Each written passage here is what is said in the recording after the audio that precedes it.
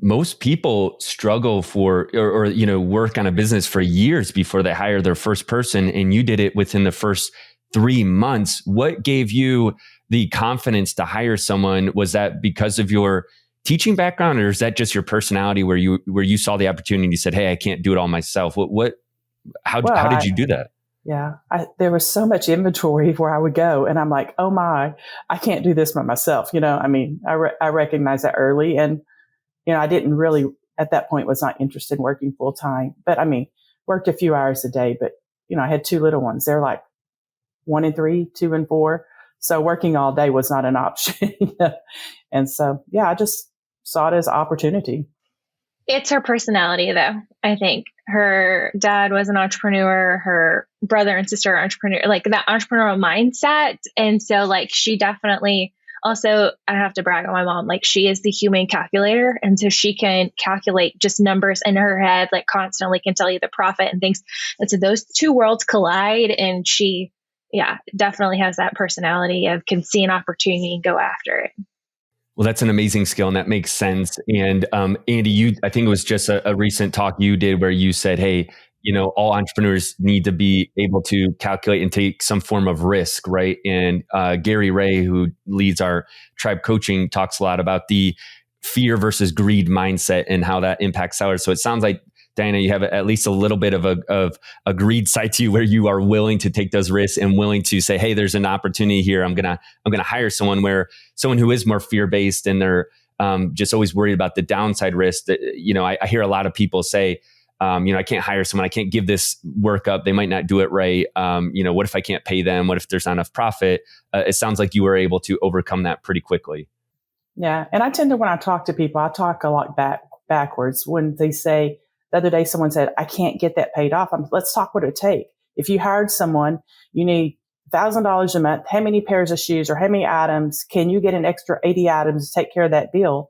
And so I kind of caught backwards. And he's like, well, yeah, 80 items isn't much. No, it's not much at all. So you add that to what you're doing and you can achieve that next thing. You don't sit there idle. So we kind of look at things a little bit backwards. And that's really, we've started probably 4 or 5 years ago, Ash and I, we had a coach that made me to help think that a little bit better, to where you want to know where you want to go. At that time, I didn't know. I didn't have the vision. I had no idea. And to this day, my friends who know we sold on eBay, if I see someone from a local, go there, oh, are you still selling on eBay? Oh, yeah, we are. People have no idea of the online business. People have no idea it's a multi-million-dollar business. They don't understand that. People do not understand the .coms, the onlines. They're doing shopping it, but they don't know it. They think it's a little hobby because like I grew up, like my mom said, like I would take the tubs of merchandise to the other employees and everything. My brother and I did.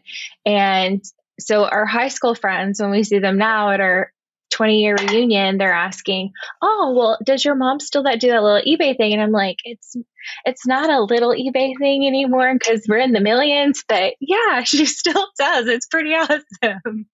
Yeah, I think we've all been there at some level, and people looking at us that way. And Ashley, I do want to bring you in now. We had to get through some history of 10 years with Diana starting this and what was involved. But, you kind of mentioned it there. What was this like being in an eBay online seller household as a teenager? What was that like? You kind of grew up with this at some level. So it probably has a different perspective than most sellers do. What was that like? And then how did you guys actually end up, teaming up together and working together in the business? Walk us through, Ashley, maybe that journey of in your mind, and then Diana, maybe you can fact check it if Ashley doesn't get it right. I'm just kidding. Go ahead, Diana. What did that look like? Or Ashley? Growing up and seeing it, like my mom was there on that cutting edge of it, being there at the beginning and seeing that really grow. And it was cool to be a part of it. It was everywhere in our house. Like people talk about the Amazon days and when you outgrow your house, and like I really remember those days in a house. But I definitely saw that was something cool. Like there was an opportunity there. And so I actually went on to get my degree in merchandising. And so in school, I was one of the few kids, because like my mom was talking about at the time, no one was really talking about e-commerce. People didn't have e-commerce websites when I was in college. They were just starting to get it. And so my went on to college, we were starting to talk about what does e-commerce look like, and no professors were really understanding it. So my mom, like my professor did ask me in school, well, your mom has an online business. Like, what's the insight into this? And so, it was just kind of interesting. And so just kind of exploring that, what is to come in e-commerce. And we, in school, they would offer where you could pay to take a class, and they would take you to Dallas, to Magic or to the Dallas market. And I told my mom, I said, why pay for the class? Let's go do this together and let's go explore this together. And so we went several times when I was in college, and we went and explored these big markets in Vegas and in Dallas. And it was just an interesting experience. It was like we were learning together on these, exploring what is the wholesale aspect. And that's when we started ordering wholesale for business. And so I actually graduated college, and I helped open our first retail store. Open our retail store. And then I got a job working for Academy Sports and Outdoors, actually building their first e-commerce website. So I was on the team before their site even went live, helping build out what that looked like, just because I had a background of what does e-commerce look like, what does buying look like.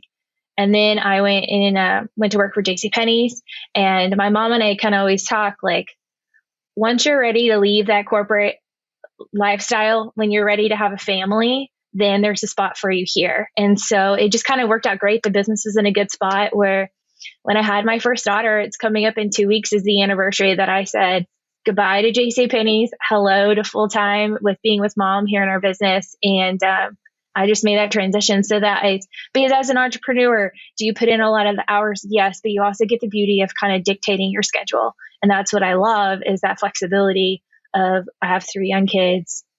I work with my mom. So if I need to do some of the work, then mom would normally tag team in and take the girls, or now they're old enough to just hang out with us at the office. And I love that flexibility that corporate America didn't give me. And so that's just kind of how I came on. But it's been a fun learning journey to be able to have some of those memories. It was very cool hearing her talk out the beginning of the eBay days and tell stories and stuff. Some that I don't remember. And I was like, oh, that's so cool.